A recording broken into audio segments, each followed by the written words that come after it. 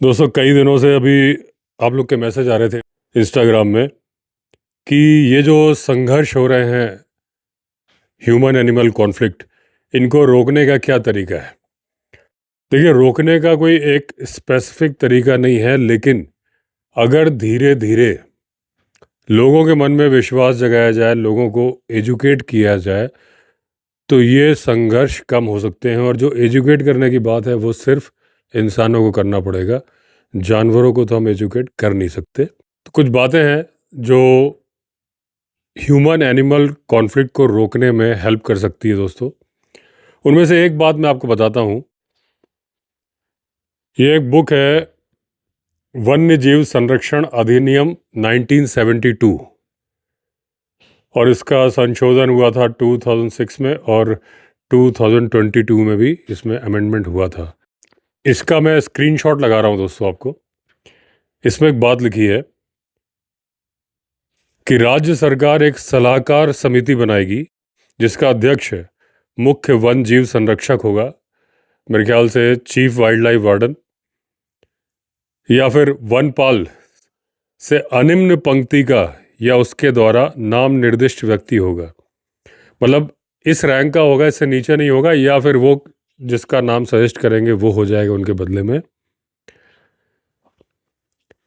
उसमें राज्य विधानमंडल का एक सदस्य होगा, मतलब एमएलए। उसके बाद वो सदस्य वो होगा जिसके निर्वाचन क्षेत्र में वो वाइल्ड लाइफ सेंचुरी है। पंचायती राज संस्थाओं के 3 प्रतिनिधि होंगे।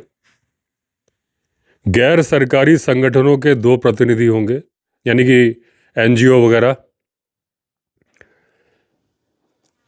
वन्य जीव संरक्षण में सक्रिय 3 व्यक्ति, यानी 3 ऐसे व्यक्ति जो कि वाइल्ड लाइफ के लिए काम करते होंगे।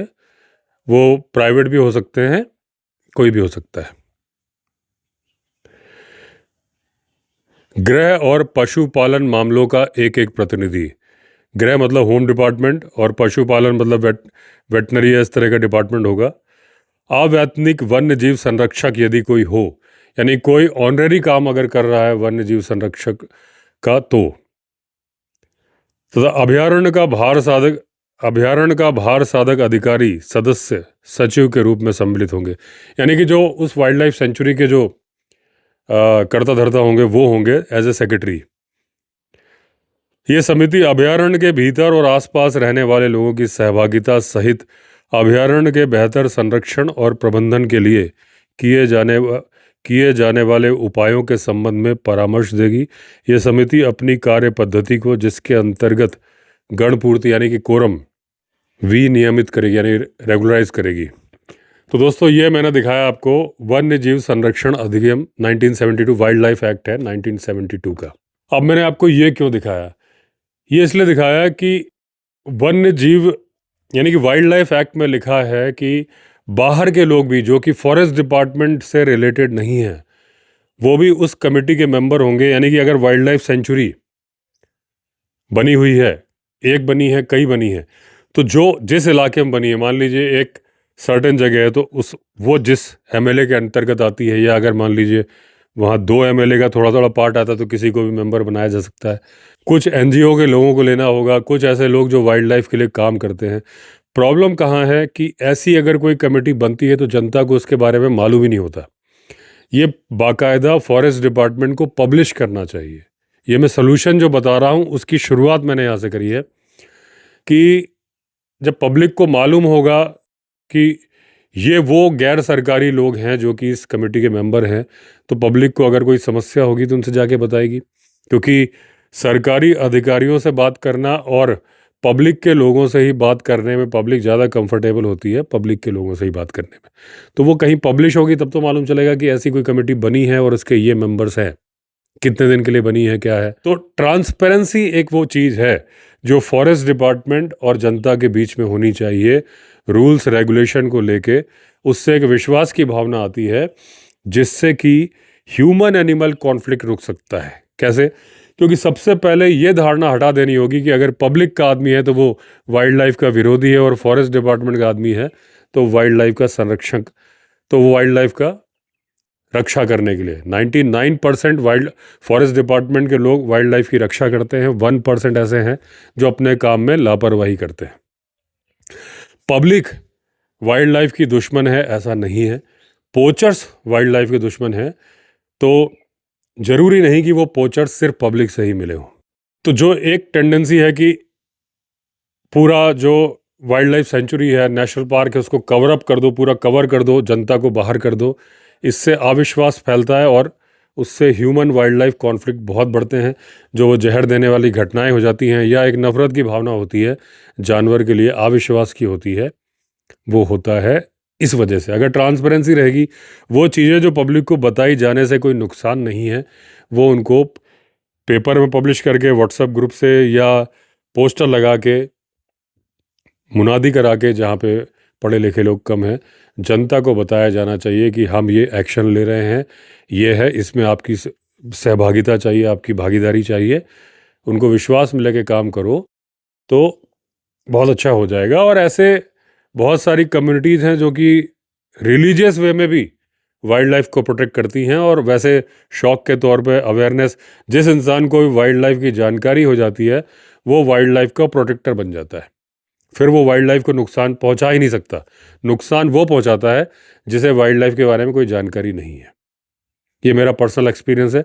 मेरे पास ऐसे मैसेजेस बहुत आते हैं कि आपके वीडियो देख के हमें वाइल्ड लाइफ की जानकारी हो गई, अब हमारा नज़रिया चेंज हो गया, अब हम सफारी पे जाते हैं तो हम सारे रूल्स फॉलो करते हैं। और क्योंकि जानवर इतने सुंदर होते हैं, अगर आपको उनके बारे में जानकारी है तो मुझे नहीं लगता कि आप उनसे नफरत करोगे। रहा सवाल, अब मैं आपको एक एग्जांपल बताता हूँ कि जिम कॉर्बेट, जिनके नाम पे भारत का पहला नेशनल पार्क, जो कि जिम कॉर्बेट नेशनल पार्क या कॉर्बेट नेशनल पार्क है, कॉर्बेट टाइगर रिजर्व, पहला नेशनल पार्क भी है, पहला टाइगर रिजर्व भी है। प्रोजेक्ट टाइगर भी यहीं से लॉन्च हुआ था।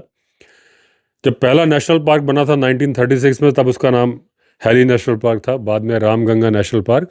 जिम कॉर्बेट की मौत के बाद मेरे ख्याल से 1956 या 57 में नाम चेंज करके कर दिया था जिम कॉर्बेट या कॉर्बेट नेशनल पार्क। आज कॉर्बेट नेशनल पार्क नाम क्यों है? क्योंकि उन्होंने वाइल्ड लाइफ की सुरक्षा के लिए काम किया, वाइल्ड लाइफ के कंजर्वेशन के लिए काम किया। और ये जो प्रोटेक्टेड एरिया बनाया जा रहा था उसके लिए भी जिम कॉर्बेट ने काफ़ी काम किए थे, अपने संबंधों का इस्तेमाल किया था। और हैली नेशनल पार्क इसलिए रखा गया था क्योंकि हैली गवर्नर थे, अच्छे दोस्त थे कॉर्बेट के। तो कॉर्बेट ने उनसे मिल के सारी बातें बोलते थे कि इस तरह से ये किया जाना चाहिए। कॉर्बेट का बहुत बड़ा योगदान था इस प्रोटेक्टेड एरिया को, पहले जो छोटा एरिया बना था बाद में बड़ा होता गया। लेकिन क्या कॉर्बेट हमेशा से वाइल्ड लाइफ के संरक्षक थे? बिल्कुल नहीं थे। मैंने कई वीडियो में बताया कि पवलगढ़ के बैचलर ऑफ पवलगढ़ को उन्होंने मार दिया था सिर्फ ट्रॉफी हंटिंग के लिए। पीपल पानी टाइगर को मार दिया था क्योंकि उनको लग रहा था कि आने वाले समय पर ये मैन ईटर बन सकता है। उसकी चोट लगी थी छोटी सी, जबकि उन्होंने खुद ही अपने बुक में लिखा है कि जब मैंने एग्जामिन किया मारने के बाद तो उसकी चोट बहुत ही हल्की थी, वो ठीक हो जाती। इन घटनाओं के बारे में पहले भी जिक्र कर चुका हूँ। एक भालू को उन्होंने मार दिया था मेरे ख्याल से ठाक मैन ईटर या तल्ला देश मैन ईटर के टाइम पे, जब वो जा रहे थे, या हो सकता है चौगा टाइगर्स के टाइम पे। तो काकड़ वगैरह मारने जा रहे थे क्योंकि गांव के लोगों को वो मीट, अपने स्टाफ के लिए और गांव के लोगों को मीट का इंतजाम करना वो चाहते थे, तो गन लेके जा रहे थे। इतने में उनको एक भालू दिख गया, इन्होंने गोली चलाई, गोली उसको लगी लेकिन गोलियां ख़त्म हो गई। इन्होंने पीछा करके पत्थर मार मार के बाद में फाइनली पत्थर पटक पटक के पीट पीट के उल्टी कुल्हाड़ी मार के उसको मारा। तो ये भालू के हंटिंग के लिए नहीं गए थे, ये मैन ईटर हंटिंग पे गए थे, वही जिम कॉर्बेट, जबकि वो शिकार छोड़ चुके थे। उस टाइम की बात है। और वो गए थे टाइगर मारने, मैन ईटर टाइगर मारने, लेकिन उन्होंने भालू मार दिया था। तो भालू भी तो वाइल्ड लाइफ का एक जानवर था, उसकी कोई गलती नहीं थी, सिर्फ वो दिख गया था इसलिए मार दिया था। एक घटना और मैं आपको बताता हूँ। कॉर्बेट जा रहे थे जंगल से एक अपने स्टाफ बहादुर के साथ, और उनको एक बहुत बड़ा लेपर्ड दिख गया। अच्छा, ये विंधम जो कमिश्नर थे उनके साथ हंटिंग भी करवाना चाहते थे, लेकिन विंधम उस वक्त हाथी पर थे और करीब 10 मील की दूरी पर थे। 10 मील हाथी को आने में बहुत ज़्यादा टाइम लग जाता है और वो लेपर्ड वहाँ से निकल जाता। तो कॉर्बेट से बहादुर ने बोला कि देखो साहब, विंधम साहब यहाँ होते तो शिकार हो जाता, कॉर्बेट ने बोला हाँ ये जिस जिस हिसाब से बड़ा सुंदर लेपर्ड है मारने के योग्य तो है। अब उसके लिए जो दलील दी, देखिए जब आप जैसे पीपल पानी टाइगर के टाइम पर उन्होंने दलील दी थी कि वो क्योंकि चोट लगी है कल को मैन ईटर बन जाएगा इसलिए मार दिया। बैचलर ऑफ पवलगढ़ को मारने की भी दलील उन्होंने दी थी कि एक चरवाहे ने कहा था कि साहब इसे मार दीजिए नहीं तो ये मेरी सारी भैंसों को मार देगा। मारा नहीं था, मार देगा। तो भैंसों को मार देने के लिए टाइगर को मार देना एक संरक्षक का काम नहीं था, लेकिन उन्होंने किया था क्योंकि वो टाइगर बहुत बड़ा था। उसके बारे में उन्होंने चर्चे सुने थे, बहुत पहले सुन रहे थे। एक लेडी एंडरसन थी, उन्होंने उसका नाम रखा था बैचलर ऑफ पवलगढ़। बहुत दिनों से उनकी देखने की इच्छा थी, वो देखना चाहते थे कितना बड़ा है। और शायद उनकी बहन मैगी की इच्छा थी कि इसको मार के खाल उनको दी जाए, इसलिए कॉर्बेट ने मारा था। और ये बात सच इसलिए है कि जब मैं उस बात पे भी आ रहा हूँ जो आगे बताने जा रहा हूँ, लेकिन इस बात से रिलेटेड बात मेरे दिमाग में आ गई कि जब जिम कॉर्बेट मरे केन्या में और उन्होंने वसीयत लिखी, तो जो ऑक्सफोर्ड प्रेस है, ऑक्सफोर्ड यूनिवर्सिटी प्रेस, उसके जो प्रेसिडेंट थे या एडिटर थे, चीफ एडिटर, उनके नाम पे अलग अलग लोगों के लिए अलग अलग चीज़ दी थी, जिसमें कि टाइगर की स्किन भी थी, कई उन्होंने गिफ्ट की थी लोगों को। उनके नाम की थी बैचलर ऑफ पवलगढ़ की स्किन, कि वो जब आएंगे तो उनको दे दी जाए। जब वो पहुंचे कई दिनों के बाद या कई महीनों के बाद, कॉर्बेट तो मर चुके थे, उनकी बहन मैगी थी, तो उन्होंने कहा कि बैचलर ऑफ पवलगढ़ की स्किन जो है वो, अच्छा जिम कॉर्बेट ने जो विल लिखी थी उसमें लिखा था कि इसको इस तरह से पैक किया जाएगा, एल्यूमिनियम के डब्बे या लकड़ी के डब्बे में इस तरीके से इसको दिया जाएगा। यानी कि उस वक्त खाल, जब उन्होंने विल लिखी तो खाल सही सलामत थी। लेकिन जब वो पहुंचे लेने तो इन्होंने बोला, मैगी ने, कि वो खाल बड़ी ही ख़राब हालत में है, थोड़ी सी स्पॉइल हो गई है, तो यदि आप चाहें तो बदले में ठाक मैन ईटर की खाल ले लें। ओयूपी जो ऑक्सफोर्ड यूनिवर्सिटी, ऑक्सफोर्ड प्रेस के जो एडिटर, चीफ एडिटर थे, उन्होंने कहा ठीक है, मुझे कोई दिक्कत नहीं, आप मुझे वो दे दो। बैचलर ऑफ पवलगढ़ की स्किन की बदले में ठाक मैन ईटर की स्किन दे दी थी मैगी ने उनको, विल में लिखा था वो। तो इस बात से बात साबित होती है कि मैगी की पर्सनल दिलचस्पी थी कि बैचलर ऑफ पवलगढ़ की खाल ना जाए। यानी कि ये बात कि मैगी ने बोला था मार दो, कहीं ना कहीं आपस में रिलेट होती है। वो मारा था, भालू मार दिया था। अभी मैं लेपर्ड की बात बता रहा था, तो उन्होंने कहा ये बड़ा लेपर्ड है, इसको ये शिकार करने योग्य, इसको मारा जाना चाहिए। उसके लिए उन्होंने दलील दी थी कि मैंने उसे इसलिए मारा कि जिस डायरेक्शन से वो आ रहा था वो डायरेक्शन था मवेशी खाने का। यानी कि पशुशाला होती है जो गांव वाले कई बार गांव में बनाते थे, कई बार खुले इलाके में अपने गायों को लेके चराने के लिए जाते थे, तो वहीं रात को शेड में या एक बाड़ा सा बना के रख देते थे, दिन में खुला छोड़ देते थे और अपना वहीं से दूध की सप्लाई वगैरह कर देते थे। गांव से दूर जहाँ पे, क्योंकि रोज़ गांव से उतनी दूर लेके जाओ, गांव वापस लेके आओ, उससे अच्छा जहाँ पे घास बढ़िया है वहीं पे एक टेम्परेरी पशुशाला बना दो। तो बोले उस डायरेक्शन से ये आ रहा था, इसका मतलब। और क्योंकि जिस तरह से चल रहा था, बोले मुझे लग रहा था कि इसने किसी जानवर को खाया है, पशु को, मवेशी को मार के खाया है, इसलिए इसका मतलब ये मवेशियों को मारने लगा है। इसलिए उन्होंने जंगल में आग लगा दी, घास के मैदान में। घास के मैदान में जिसमें वो छिप गया था लेपर्ड, ये एक जगह लेट गए। उसके बाद में जब आग से, इनको मालूम था कि इस ट्रेल से निकलेगा, बहादुर को उन्होंने एक पेड़ पे चढ़ा दिया था कि अगर उधर को भागे तो ताली बजा के उसको वापस लौटा दे। इन बिटवीन, ये मैं पूरा किस्सा ही आपको बता देता हूँ। तो जब वो लेटे थे, अचानक उनको देखा कि नंगे पैर उनके बगल में खड़े हैं। तो देखा तो एक मुसलमान चरवाहा था, शायद उसकी भैंस वगैरह खो गई होगी, ढूंढने निकला था। इन्होंने उसको इशारा करके खींच के बिठा लिया ज़बरदस्ती, ऐसे हाथ से दबा लिया कि वो शोर ना करे, क्योंकि घास के जलने की बहुत तेज़ी से आवाज़ आ रही थी। तो इन्होंने कान में बोला चुपचाप ऐसे ही लेटे रहो, और अपना पैर भी उसके ऊपर रख दिया कि ये किसी तरीके से शोर ना करने पाए। तो उसके बाद फिर लेपर्ड कूदता हुआ आया, इन्होंने गोली मारी, गोली उसको लगी और उसने पूंछ उठाई, ये समझ गए कि इसको लग गई है। थोड़ी देर बाद ये उधर गए, उसका भी हाथ पकड़ के खींच के ले गए वो जो चरवाहा था, और देखा तो वो अभी जिंदा था, लेकिन वो मतलब पैरालाइज टाइप का हो गया था, गुर्रा रहा था, लेकिन कुछ सोचने समझने की कंडीशन में नहीं था वो लेपर्ड। तो इन्होंने उसकी हथेली से उसकी पूंछ पकड़ाई, अपनी हथेली से पकड़ के चरवाहे को दोनों ने खींचा तो बाहर आ गया, तब तक वो मर चुका था। अब जैसे ही उस चरवाहे को उन्होंने छोड़ा, वो सरपट भागा कि मैं किस पागल अंग्रेज के चक्कर में फंस गया। ये खुद कॉर्बेट साहब ने लिखा है जंगल लूर में कि वो किससे कहानी सुनाएगा कि एक पागल अंग्रेज मुझे मिल गया था, उसने मुझे दबा भी दिया और मुझसे एक तेंदुआ भी पकड़ के खिंचवाया, और जब जब किसी चौपाल में बैठेगा तो ये किस्से कहानियाँ सुनाएगा बरसों तक। हालांकि इसकी बात पे शायद लोग यकीन नहीं करेंगे। ये बात कॉर्बेट ने लिखी है। तो उस तेंदुए को मार दिया सिर्फ इसलिए कि वो बड़ा सुंदर तेंदुआ है। ऐसे बहुत सारे जानवर मारे थे उन्होंने, और कहा जाता है कि करीब करीब 100 टाइगर उन्होंने मारे थे। रिकॉर्ड में तो 35 के आसपास ही आते हैं लेपर्ड टाइगर मिला के, लेकिन एक्चुअल में इतने मारे थे जो कि जिसका उन्होंने बुक में जिक्र नहीं किया।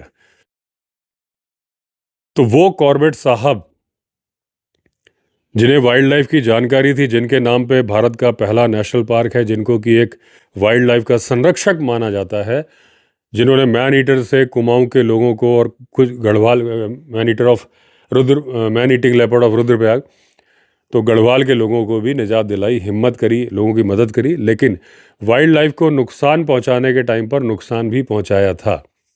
वाइल्ड लाइफ की समझ होने के बावजूद, क्योंकि शिकार उनका शौक था। 1946 जब भारत से जा रहे थे, उसके आसपास भी उन्होंने एक टाइगर मारा था। वो टाइगर कैसे मारा था वो भी मैं बता देता हूँ। मेन टॉपिक मुझे याद है, लेकिन बात पे बात मुझे याद आती जा रही है। आप लोग को मालूम है मेरे साथ ऐसा ही होता है कि उनकी बहन घूमने जाती थी मैगी, और उनका कुत्ता भी जाता था पहले, रॉबिन। बुआर नदी के पास में एक पुल के पास में वो टाइगर इवनिंग वॉक के टाइम पे कई बार मैगी को मिल चुका था। और कॉर्बेट का कहना था, जो मैगी ने उनको बताया होगा, कि बोले जब मैं कई बार बाहर रहता था, वरना तो कॉर्बेट भी साथ में जाते थे घूमने, लेकिन जब ये शिकार पे गए या कहीं घूमने गए या किसी सरकारी काम से गए, इनको ट्रेनिंग वगैरह के काम भी मिलते थे। मध्य प्रदेश में छिंदवाड़ा में भी जाके इन्होंने ट्रेनिंग दी थी, बहुत सारे काम किए थे। तो इनकी सिस्टर जब जाती थी तो इनका कहना था कि वो टाइगर ढीठ बनता जा रहा था। कई बार ऐसा लगता था जैसे वो हटने के लिए तैयार नहीं है। इवन रॉबिन, वो कुत्ता, इतना समझदार हो गया था कि वो जब पुल को क्रॉस करने के लिए मैगी बोलती थी तो वो आगे बढ़ने से इनकार कर देता था, क्योंकि उसे मालूम था वहाँ टाइगर मिलेगा। तो ये जंगल में गए हुए थे, और एक जगह इनको रॉबिन भी गया था। रॉबिन ने सूंघा और इनकी तरफ मुड़ के देखा जैसे उसको कुछ मिल गया है। आगे गए तो एक जगह उसने घास में घुस के देखा, तो इनकी तरफ इशारा किया, इनको बुलाया बिना भौंके। रॉबिन बड़ा ही ट्रेंड कुत्ता था, उसे मालूम है कि जंगल में भौंकना नहीं है। ये आए, देखा तो वहाँ पर खून पड़ा था। अब कॉर्बेट साहब को पहले तो डर लगा, क्योंकि कई लोग जानवर को घायल करके, उनका कहना था कि अनाड़ी शिकारी गलत तरीके से शॉट मारते हैं, जानवर मरता नहीं, और वो घायल जानवर दूसरों के लिए खतरा बन जाता है।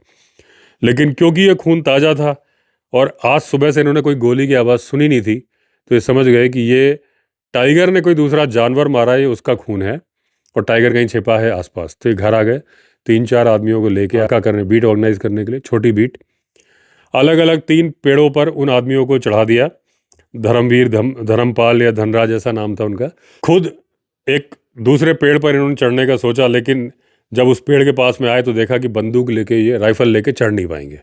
तो ये उस पेड़ के नीचे ही बैठ गए, उससे पीठ टिकाकर इंतजार करने लगे टाइगर के आने का। जब वहाँ से ताली बजाई उन लोगों ने, तो वो टाइगर वहाँ से निकला। जब आया, जो इनको, क्योंकि जंगल का इनको पूरा नॉलेज था, इनको मालूम था कि कब वो टाइगर आएगा कब नहीं आएगा।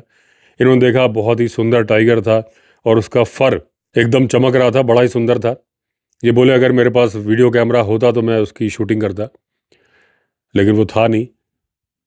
और इनका दिल किया कि इसको ना मारूं, लेकिन फिर इनको ध्यान में आया कि ये आज, अभी तक इसने मवेशी मारे तो नहीं है, लेकिन ये मवेशियों के लिए खतरा बन जाएगा, और मेरी बहन के लिए भी खतरा है।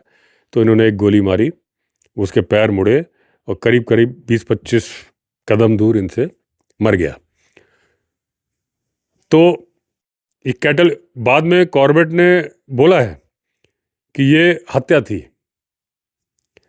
लेकिन उन्होंने कहा कि ये हत्या इसलिए नहीं थी कि अगर मैं उसको नहीं मारता तो ये बाद में दूसरे लोगों का हत्यारा बन जाता, मैंने इसलिए इसको ख़त्म कर दिया। तो ये अपने आप जस्टिफिकेशन देने के तरीके थे, ये बातें सही नहीं थी। ये निर्दोष जानवरों को उन्होंने पहले मारा। कई लोग बोलते हैं कि पहले वो मारते थे, बाद में उनका हृदय परिवर्तन हो गया था, वो नहीं मारते थे। ऐसा नहीं है। वो मैन ईटिंग, जब वो कंजर्वेटर बन गए थे, उसके बावजूद वो मारते थे। ये कॉर्बेट साहब के बारे में बता रहा हूँ। तो एक आम आदमी जिसको कि वाइल्ड लाइफ की समझ नहीं है, हालांकि कॉर्बेट में और दूसरे आदमियों में फ़र्क है। आज के आदमियों में, आज के आदमी को कानून का डर है, और वो कानून वही है जो मैंने आपको दिखाया, वाइल्ड लाइफ प्रोटेक्शन एक्ट 1972, जिसके बाद अगर कोई किसी जानवर को मारेगा, उसमें अलग अलग कैटेगरीज हैं, जेल जाएगा। कॉर्बेट के टाइम पे ऐसा नहीं था। बुराई होती थी, प्रेस में छपता था कि बैचलर ऑफ पावलगढ़ को मार दिया, पूरे इंटरनेशनल मीडिया में उनकी बड़ी काफ़ी बदनामी हुई थी, लेकिन कोई कार्रवाई नहीं हो सकती थी। कार्रवाई कहाँ से होती, क्योंकि वॉइसराय जो उस वक्त भारत के प्रधानमंत्री, राष्ट्रपति, आप जो भी बोल लो, करता धरता लॉर्ड लिनलिथगो, वो एक नहीं कई बार आए थे और इनके साथ इन्होंने शिकार का इंतजाम किया था। 4 से 5 टाइगर एक पहले शिकार में मारे गए थे।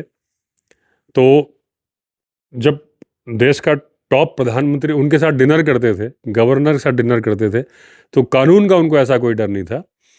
तो वो प्रोटेक्शन भी करते थे, जानवरों को मारते भी थे। अब ये मैं मुद्दे की बात पे आता हूँ कि अगर वाइल्ड लाइफ की जानकारी इंसानों को हो जाती, तो आज का इंसान एक तो जानवरों से प्यार करने लगता है, जैसे कि वो जिम कॉर्बेट भी करते थे, प्रोटेक्शन करते थे, मैन ईटर को मारते थे, और उन्होंने नेशनल पार्क को बनाने में योगदान दिया।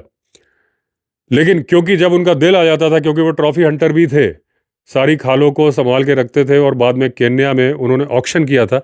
हालांकि ऑक्शन का पैसा 10,000 रुपये, कितने में बिकी थी पूरी वो रिकॉर्ड नहीं है, लेकिन 10,000 रुपये उन्होंने ब्लाइंड स्कूल के लिए डोनेट किए थे। 10,000 रुपये 1955 में, उस टाइम के लिए बड़ी रकम थी। तो लेकिन खालों को रखते थे संभाल के, और जब इंडिया से बाहर गए केन्या, तो खालों को लेकर गए। तो एक उनको, जैसे लोग बोलते हैं कि वो निस्वार्थ भाव से जानवर मारते थे बिना पैसे के, लेकिन खाल तो लेके जाते थे। वो खाल कहीं ना कहीं ऑक्शन में पैसे में कन्वर्ट हो गई। तो आज के जो लोग हैं जिनको वाइल्ड लाइफ की समझ नहीं है बिल्कुल भी, वो वाइल्ड लाइफ को उसी तरीके से ट्रीट करते थे जैसे कि कॉर्बेट करते थे, या जो गन की, उनको लगता है जानवर शिकार करने की चीज़ है। लेकिन जब उनको वाइल्ड लाइफ के बारे में समझ हो जाती है, उनको वाइल्ड लाइफ से फ़ायदे समझ में आने लगते हैं, तो वो वाइल्ड लाइफ से प्यार करने लगते हैं। तो वाइल्ड लाइफ के कंजर्वेशन के लिए, ह्यूमन एनिमल कॉन्फ्लिक्ट को रोकने के लिए बहुत ज़रूरी चीज़ है आपसी विश्वास और लोगों के अंदर समझ पैदा की जाए। इसका मैं एक एग्जांपल आपको देता हूँ। अब दोस्तों, अरुणाचल प्रदेश का एक फेस्टिवल था और अभी भी है, हॉर्नबिल फेस्टिवल। हॉर्नबिल आपको पता है एक बर्ड है। जहाँ मैं बैठा हूँ अपने जंगली रिजॉर्ट राजा जी नेशनल पार्क में, यहाँ अभी 4-5 शाम से पीछे ही बैठ जाएंगे, 4 से 5 ओरिएंटल पाइड हॉर्नबिल। तो हॉर्नबिल एक बड़ा पक्षी है, करीब करीब बर्ड्स की दुनिया में वैसे ही माना जाता है जैसे कि एनिमल की दुनिया में टाइगर को देख लेना, लेपर्ड को देख लेना, ऐसा ही कुछ कुछ है हॉर्नबिल को देख लेना। अब अरुणाचल प्रदेश में क्या था, पारंपरिक फेस्टिवल था, और उसमें एक हेड गियर बनता था, एक मुकुट सा बनता था, जिसमें एक टोपी सी लगी होती, कास्क बोलते हैं उसके, हॉर्नबिल के चोंच के ऊपर एक टोपी सी लगी होती, मुकुट सा लगा होता है। तो वो और वो चोंच ओरिजिनल अपने मुकुट में लगाते थे। इसके लिए जाहिर सी बात है कि हॉर्नबिल को मारा जाएगा, हॉर्नबिल कम होने लगे थे, लेकिन वो लोग अपनी परंपरा को फॉलो कर रहे थे।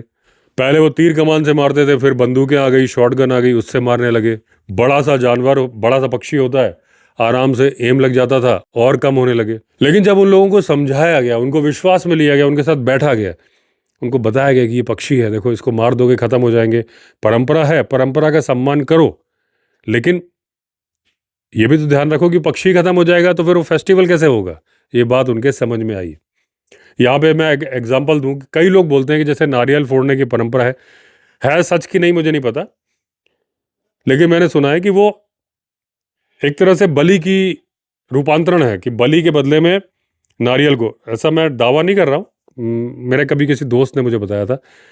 कि अगर आपने सुना है तो आप कमेंट लिख के बताओ, अगर ऐसा नहीं है तो भी आप कमेंट लिख के बताओ। अभी मैं वापस हॉर्नबिल के मुद्दे पे आ जाता हूँ। तो जब अरुणाचल प्रदेश में लोगों को समझाया गया, एक एक के साथ बैठा गया, चौपाल या जहाँ पे भी है, उनको समझाया गया, देखिए ये पक्षी है, ये है, आपकी परंपरा का भी हिस्सा है, लेकिन वो जब चला ही जाएगा तो क्या होगा।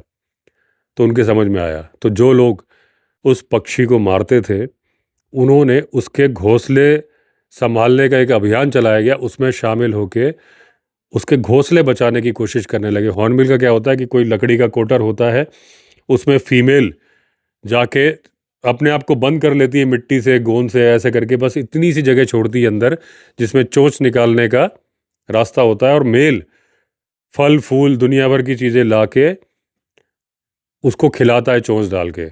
उसमें वो नखरे भी दिखाती है फीमेल, बोलती है ये अच्छा नहीं, हटा देती है। तो वो फिर जाता है, फिर लेके आता है। जब तक बच्चे बड़े नहीं हो जाते वो उस कोटर के अंदर बंद रहती है, फिर उसको चोंच से तोड़ के बाहर निकलती है, बच्चे भी उड़ जाते हैं। तो वो नेस्ट बड़े आराम से पब्लिक को मालूम चल जाते हैं, क्योंकि बार बार इतना बड़ा पक्षी उड़ के जाता है जिसके पंखों से आवाज़ निकलती है, और उसकी आदत है वो चिल्लाता है तो दूर दूर तक आवाज़ जाती है। तो वो जहाँ जाके खिला रहा है वो दिख जाता था, तो लोग वहाँ से उनको मार देते थे, बच्चों को भी मार देते थे। लोगों को जब समझाया गया तो उन्हीं घोंसलों की सुरक्षा के इंतजाम लोग करने लगे, दूसरा कोई वहाँ पर मारने ना जा पाए इसके लिए पहरेदारी करने लगे। अब उनके जो मुकुट में लगाना था उसका क्या किया जाए, तो लोगों ने समझाया कि मुकुट में लगाना है तो फाइबर का बना के लगा लो, तो फाइबर के बना के बेचने लगे। तो अभी भी वो मुकुट में लगाते हैं, लेकिन वो ओरिजिनल चोंच और वो कैस्क नहीं लगाते, अब वो लगाते हैं फाइबर का बना। परंपरा चल रही है, फेस्टिवल चल रहा है, लेकिन अब उल्टा हो गया। जिस पक्षी को मारा जा रहा था, आज उस पक्षी का प्रोटेक्शन कर रहे हैं और अपनी परंपरा का निर्वहन भी कर रहे हैं। ये होता है वाइल्ड लाइफ की जानकारी देने से। अब गिर नेशनल पार्क का एग्जाम्पल मैंने बहुत बार दिया आपको, तो मैं इसको लंबे में नहीं, शॉर्टकट में बता दूंगा, क्या पता आपने पहले वाले वीडियो ना देखे हो। कि गिर नेशनल पार्क के अंदर मालधारी लोग जंगल के अंदर रहते थे, लायन उनकी भैंसें मारते थे। धीरे धीरे उनको जंगल से बाहर रिलोकेट करने की कोशिश होने लगी कि भाई उनको बाहर बसा दिया जाए, वो खुद भी बाहर बसना चाहते थे। मालधारी लोग गिर नेशनल पार्क से बाहर आ गए, धीरे धीरे उनके पीछे पीछे लायन भी बाहर आने लगे। आज गिर के टोटल लायन की आधी से ज़्यादा आबादी गिर नेशनल पार्क के बाहर रहती है। जबकि मालधारी लोगों को वहाँ से क्यों हटाया गया था, कि लायन शांति के साथ रह सके, उनको कोई डिस्टर्बेंस ना हो, पूरा जंगल उनका हो जाए, वो किया गया। लेकिन उनको मवेशी मारने की आदत थी, इजी हंट, वो उनको मिलना बंद होने लगा। अब उनको स्पॉटेड डियर, सांबर डियर, इनको मारना है, जंगली सुअर को मारना है, मेहनत लगती है, मारते हैं उनको। लेकिन उन्होंने कहा यार ये भैंसें जहाँ चलेंगी चलो हम भी वहाँ चलते हैं। उनको तो नहीं पता कि नेशनल पार्क की बाउंड्री कहाँ पे है, वो बाहर आ गए। तो मतलब इंसान के साथ तालमेल है, इंसान और जानवरों को अलग नहीं किया जा सकता है। अभी मैंने आपको अरुणाचल प्रदेश का एग्जांपल दिया। अब वहाँ पर दिबांग वैली है और वहाँ पे ईदू मिश्मी समुदाय पाया जाता है। जहाँ वो रहते हैं वहाँ पे बहुत सारे टाइगर की पॉपुलेशन पाई गई, अच्छी खासी। अगर आप उड़ीसा की बात करें, उड़ीसा में जनरली अगर टाइगर की बात की जाए, जैसे सिमलीपाल टाइगर रिजर्व है, तो अक्सर मेरे सब्सक्राइबर मुझे कमेंट करते हैं कि वहाँ पे पोचिंग बहुत ज़्यादा होती है। एग्जैक्टली मेरे पास डेटा नहीं है, लेकिन मुझे बहुत सारे लोगों ने बोला है कि सिमलीपाल में, क्योंकि शायद वहाँ पे नक्सलाइट्स एक्टिव हैं, मुझे पता नहीं कि ख़त्म हो गए कि है नहीं, लेकिन वहाँ पे टाइगर की, जैसे कि अबूझमाड़ में पहले बहुत टाइगर होते थे, बाद में नक्सलाइट्स वहाँ पे हो गए थे, टाइगर सारे हंट कर दिए थे उन्होंने। लेकिन उड़ीसा की बात भी करें तो क्या वहाँ के लोग वाइल्ड लाइफ को नुकसान पहुँचाना चाहते हैं? तो उड़ीसा का एक ज़िला है गंजाम ज़िला, और गंजाम ज़िले का एक गाँव है पोइरासी। वहाँ पे ब्लैक बग बहुत है, खेतों में लोग काम कर रहे होते हैं, उनके बगल में थोड़ी दूरी पर पूरा पूरा झुंड ब्लैक बग का चर रहा होता है, वो मारते नहीं हैं। अब अगर आप ब्लैक बग की आबादी के डिटेल्स पता करोगे तो गंजाम में ब्लैक बग की आबादी बढ़ती जा रही है। तो अगर इंसान ही वाइल्ड लाइफ को नुकसान पहुंचा रहा है, जिसको जानकारी दे दी जाती है, जिसको समझा दिया जाता है कि इससे क्या फ़ायदे हैं क्या नुकसान है, तो वो नहीं करता।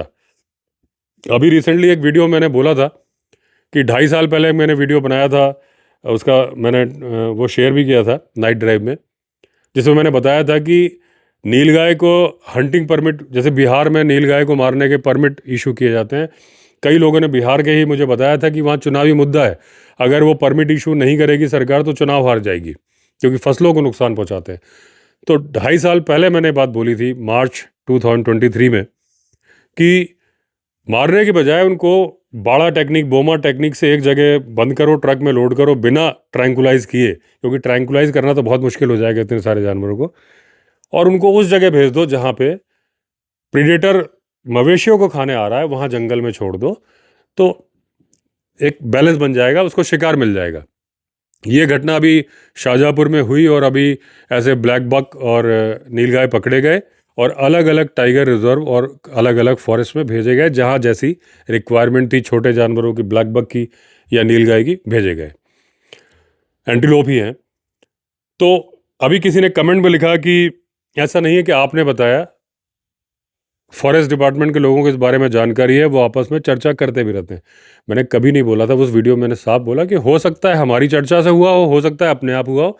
मुद्दे की बात है कि काम हो गया, बढ़िया काम हो गया। दूसरी बात यह है कि फॉरेस्ट डिपार्टमेंट को लोगों को पता है, वो चर्चा करते रहते हैं, जाहिर सी बात है फॉरेस्ट डिपार्टमेंट के लोग हैं, उनसे ज़्यादा जानकारी तो किसी को होगी ही नहीं। लेकिन मुद्दे की बात है, मेरा एक सवाल है कि फिर नीलगाय को मारने के परमिट क्यों इशू किए जाते हैं? जब सबको पता है, सारे चर्चा करते हैं, तो एक्शन क्यों नहीं होता? एक्शन अभी क्यों हो रहा है? तो अच्छी बातों पे चर्चा करने से कोई नुकसान नहीं। यहाँ पे हम जो डिस्कशन कर रहे हैं पॉडकास्ट में, कोई गलत बात का कर नहीं रहे, किसी पे ब्लेम भी नहीं दे रहे। वो कोई क्रेडिट, मैं बोलूँ कि जी मुझे क्रेडिट दे दो, तो मुझे क्या मिल जाएगा? 4 आदमी बोल देंगे जी आपने बहुत बढ़िया काम किया, 4 में से 2 हेटर बोलेंगे नहीं जी आपने नहीं किया। पहली बात तो मैंने कुछ किया नहीं, लेकिन उससे मिलेगा क्या? वो चर्चा करके मुझे क्या मिलेगा? मुझे मिलेगा कि अगर 20 लोगों तक ये बात फैलेगी, तरीका फैलेगा, क्या पता कहीं से ये बात इम्प्लीमेंट हो जाए, अपने आप हो जाए तो बहुत ही बढ़िया बात है। नहीं होगी तो कुछ ना कुछ वाइल्ड लाइफ का भला हो जाएगा, ठीक है ना? और तो कुछ नहीं कि कुछ मेरे को, ऐसा तो है नहीं कि मुझे बहुत बड़ा रिवार्ड मिल जाएगा, कुछ नहीं मिल रहा। रिवार्ड आप लोग का प्यार ही बहुत बड़ा रिवार्ड है, जो आपने आइडेंटिटी बना दी है, इससे बढ़ के कुछ नहीं है। तो इसलिए मैं ये चर्चा करता हूँ, कोई क्रेडिट के लिए नहीं। तो मैं बता रहा हूँ कि पब्लिक को अगर आप और उसमें बार बार बोलता हूँ, मुआवजा टाइम पे दो। अगर किसी का मवेशी मार दिया, आप उसको बैठ के ज्ञान दे रहे हो कि भैया वाइल्ड लाइफ बहुत प्यारी है, तुम वो करो, वो बोलेगा साहब मेरा जानवर मार दिया, 30,000 रुपये मेरे कहाँ हैं? आप बोलोगे भाई साहब मिलेगा मिलेगा, 3 साल बाद दोगे। उस आदमी को आपका ज्ञान समझ में नहीं आएगा। मेरे फादर का एक सिद्धांत था, मैंने बहुत बार बोला है, ईमानदार रहो भी, ईमानदार दिखो भी। तो आप जब किसी को ज्ञान दोगे, समझाओगे, तो उसके लिए पहले आपको करके भी दिखाना पड़ेगा कि अगर किसी का मवेशी मारा है तो पहले उसे मुआवजा दो, जेन्युइन है तो, इंक्वायरी करके प्रॉपर तरीके से, फिर वो आपकी बात समझेगा। गुजरात के लिए मैंने सुना है कि वहाँ पे मुआवजा टाइम पे मिलता है, जो मुझे बताया है, क्योंकि मैं 1 या 2 बार गया हूँ, तो इसलिए मुझे जानकारी नहीं, लेकिन मुझे ये बताया कि वहाँ मुआवजा टाइम पे मिलता है, तभी तो लोग इतना प्यार करते हैं। वहाँ तो जितने सब्सक्राइबर भी कमेंट करते हैं, मुझे आज तक एक भी कमेंट नहीं मिला जिसमें कोई बुराई कर रहा हो कि गिर के लाइन से हम नफरत करते हैं। लेपर्ड से नफरत करने वाले, टाइगर से नफरत करने वाले यहाँ हैं, बाकी उसमें वहाँ नहीं है।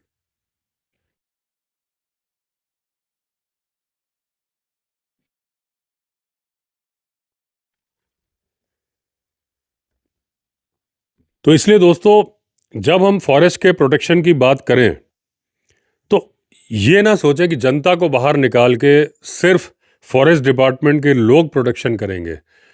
जनता को शामिल करके अगर आप प्रोटेक्शन करेंगे तो बहुत बढ़िया नतीजे आएंगे आपसी विश्वास से। हर जगह देखिए, अगर कहीं तीज त्यौहार होता है तो पुलिस भी एक अमन कमेटी बनाती है, और वो पब्लिक के थोड़ा जिनकी बातों की सुनवाई होती है उनको बुला के मीटिंग करते हैं कि भाई ये काम होने जा रहा है, इसमें देखिए त्यौहार आ रहा है, दिवाली आ रही है, कोई दिक्कत नहीं होनी चाहिए, होली आ रही है। जनता को भी उसमें मिला के चलते हैं। मेघालय का एक गांव है जहाँ पे झूम खेती मतलब जगह चेंज कर करके लोग करते हैं। माना जाता था कि लोग शिकार कर रहे हैं, लेकिन जब वहाँ पे वाइल्ड लाइफ को देखा गया तो कोई कमी नहीं है वाइल्ड लाइफ में। उल्टा झूम खेती से फ़ायदे होने लगे। फ़ायदा क्या होने लगे? अलग अलग टेक्सचर के जंगल पैदा हो गए, मोज़ैक बन गया। कहीं घना जंगल है जहाँ पहले पिछले साल कर दिया था, इस साल छोटा है। जंगल को फ़ायदा होने लगा, जानवर को डिफरेंट काइंड का, डिफरेंट वैरायटी का जंगल मिल गया। वहाँ की जब बायोडाइवर्सिटी चेक की गई तो बाकी जगह से बेटर है वो। लेकिन जहाँ पे माइनिंग के ठेके दे दिए गए, वहाँ पे वाइल्ड लाइफ फ़ौरन गिर जाती है। तो अभी दोस्तों मैंने जो आपको ये एक्ट भी दिखाया, ये एक्ट लागू हुआ था, इससे बहुत फ़ायदा हुआ वाइल्ड लाइफ को। पहले जिसको देखो वो अपना परमिट लेके शिकार कर लेता था, big game, small game, India में भी चलता था। लेकिन जब ये आया, उसमें धीरे धीरे ये होने लगा कि भाई कम्युनिटीज़ को बाहर करो। कम्युनिटीज़ नुकसान भी पहुंचाते थे, फ़ायदा भी करते थे। तो जो जंगल के बीचों बीच गांव थे, ठीक है, उनको जैसे मैंने बताया गुजरात के मालधारी लोग निकाल दिए बाहर, वो ठीक है जो कर दिया। लेकिन अब जो प्रॉब्लम आ रही है, जिसके लिए लोग मुझे बोलते थे कि आपने 3-4 साल पहले बोला था कि ह्यूमन एनिमल कॉन्फ्लिक्ट बहुत तेज़ी से बढ़ जाएगा, आपकी भविष्यवाणी सही हो रही है। वो वाइल्ड लाइफ का एक काम चलाऊ नॉलेज रखते हुए जो एक आकलन था, जो कि कोई भी व्यक्ति कर सकता है, वही मैंने किया था। अब क्योंकि बहुत सारे लोग इंस्टाग्राम पे मैसेज करते हैं कि महाराष्ट्र से कोई घटना होती है मेरे पास फ़ोटो भेजते हैं, जबकि मेरी कोई अथॉरिटी तो है नहीं, मैं कुछ कर तो सकता नहीं। तो मैंने सोचा एक डिस्कशन का पॉडकास्ट बना देता हूँ कि अब क्या है, वाइल्ड लाइफ बाहर आ रही है। आ क्यों रही है, मैंने पहले भी एक नाइट ड्राइव की वीडियो में बताया था, मवेशी के चलते आ रही है। अंदर जंगल में जानवर कम है, ये सिस्टम बाड़ा टेक्निक वाला हो जाए कि जहाँ ज़्यादा है, नीलगाय हैं, ब्लैक बक है, उनको बाड़ा टेक्निक, बोमा टेक्निक से पकड़ो और वहाँ करो, जल्दी जल्दी करो। जंगल में जानवर मिल गया तो जानवरों का बाहर निकलना कम हो जाएगा। अब जो बाहर निकल रहा है वहाँ के लोगों को मुआवजा टाइम पे दीजिए। अब उनको अवेयर करिए कि जंगल में जब जाना है इस तरीके से जाना, ये है। धीरे धीरे जब आप समझा दोगे कि भाई खेत में इस तरीके से जाना, बार बार चौपाल पे आप पब्लिक के लोगों की ड्यूटी लगा के उनको, या तो वॉलंटियर्स हो या उनको ट्रेनिंग दे के आप करिए। जब लोगों को समझाएंगे कि इस तरीके से स्कूल से ऐसे जाना है, और धीरे उनको बिल्कुल ये क्लियर हो जाएगा कि जानवर हमारा नुकसान नहीं करते। जैसे कि मैंने बताया, स्नो लेपर्ड के लिए अभी मैं हेमिस नेशनल पार्क लद्दाख गया था, वहाँ गाइड ने एक बात बोली थी कि पहले लोग स्नो लेपर्ड से नफरत करते थे क्योंकि उनके मवेशी मारता था, लेकिन अब टूरिज्म इतना बढ़ गया है कि उनको बहुत ज़्यादा फ़ायदा होने लगा है। स्नो लेपर्ड का टूरिज्म होता है, उनको अच्छे खासे पैसे मिल जाते हैं, वो प्यार करने लगे। हालांकि उनके रिलीजन में उसे प्यार करना ही था। शैन बोलते हैं, मतलब एक बहुत कम दिखने वाला, पहले कम दिखता था, अब उनकी भी तादाद बढ़ती जा रही है। अभी सेंसस हुए तो स्पीति में ही काफ़ी बढ़ गए हैं। तो इंडिया में 600-700 के आसपास स्नो लेपर्ड होने चाहिए। कंजर्वेशन होगा और बढ़ेंगे। कॉन्फ्लिक्ट, बड़ा शाही एनिमल है, दिखता कम है, लेकिन नीचे आके भेड़ बकरी मारता है। जब आप देखोगे स्नो लेपर्ड एक्सपीडिशन तो आपको दिखेगा कि भेड़ मार के, तभी तो वो कैमरे में रिकॉर्ड हो रहा है। लेकिन एक भेड़ मारी, लेकिन होम स्टे चला रहा है वो आदमी, उसको बहुत फ़ायदा हो रहा है, या उसकी गाड़ियाँ चल रही हैं, चेन लगा के गाड़ी चल रही हैं, या as a guide, as a scanner, as a porter वो काम कर रहा है, उसको अच्छे खासे पैसे मिल रहे हैं। एक पोर्टर को 1000 से 1200 पर डे मिल जाता है। जो आदमी स्कैन करता है उसको 2000 मिल जाता है। जो गाइड होता है 2500 मिल जाता है। होम स्टे के मालिक को 1800-2000 रुपये पर पर्सन विद मील्स मिल जाता है। कुछ बहुत अच्छे होम स्टेज हैं, उनका तो 40-40 हज़ार पर डे का रेट है, पर रूम, मतलब 2 लोगों का 20,000। तो जब फ़ायदा होता है कम्युनिटीज़ को तो उनको प्यार हो जाता है जानवर से। तो जो आसपास के गांव हैं उनको मुआवजा टाइम पर दीजिए, उनको जानवर से होने वाले फ़ायदे के बारे में बताइए, तो उनकी नफ़रत कम होगी। जानवर बहुत ज़्यादा बाहर, वो टोटली मवेशियों पर डिपेंडेंट ना हो जाए, उसके लिए जहाँ पे फसलें चौपट कर रहे हैं जानवर, नीलगाय, ब्लैक बक, उनको वहाँ से बाड़ा टेक्निक से पकड़ के उन जगह पे ट्रांसफ़र करें। तो इस समस्या से निजात, जो एक विस्फोट की तरह से समस्या हो गई है, काफ़ी हद तक कम हो जाएगी और धीरे धीरे बैलेंस बनता जाएगा। तो दोस्तों, लंबा पॉडकास्ट हो गया, कभी इधर कभी उधर की बातें हो गई, कोई टॉपिक नहीं था, एक डिस्कशन था। लेकिन जो भी डिस्कशन था कहीं ना कहीं वाइल्ड लाइफ के फ़ायदे के लिए था। तो चलिए एंड करता हूँ उस पॉडकास्ट को, फिर मिलेंगे अगले पॉडकास्ट में। अगर आपने चैनल सब्सक्राइब नहीं किया है तो चैनल सब्सक्राइब कर लीजिए। चलिए फिर मिलते हैं, तब तक के लिए all the best. Vande Mataram.